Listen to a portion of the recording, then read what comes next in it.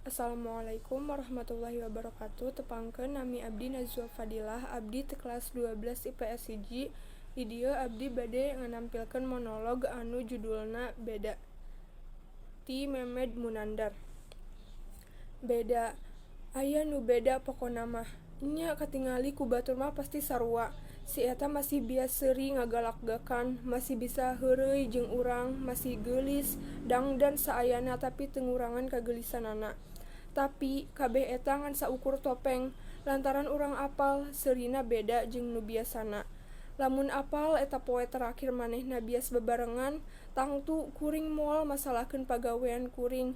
Urang bakal ngabagjakeun manehna satungtung poe eta. Nyaduhan kabeh kahayangna ku urang usahakeun, sing caduna ge.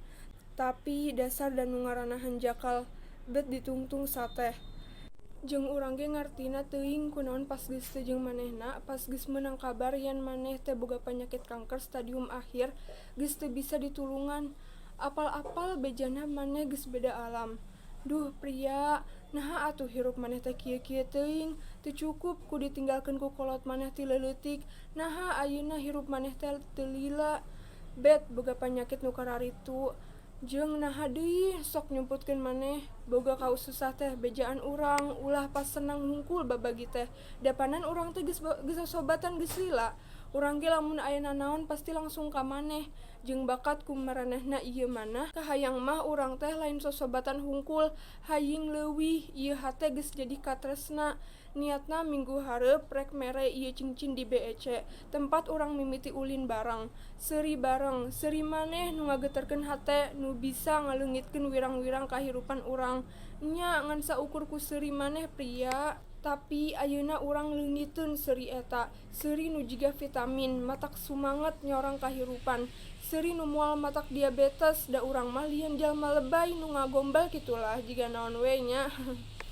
Nya moal matak diabetes seuri maneh mah, da urang butuh seuri eta dina kahirupan. Seuri ikhlas saayana ku kalucuan kahirupan.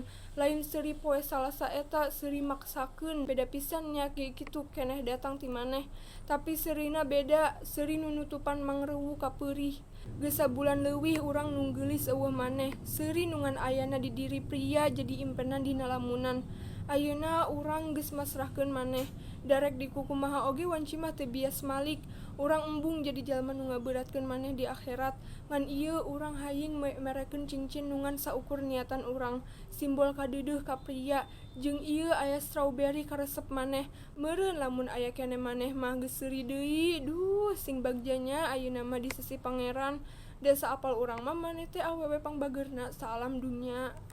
Sakitu wae ti abdi, nuhun. Wassalamualaikum warahmatullahi wabarakatuh.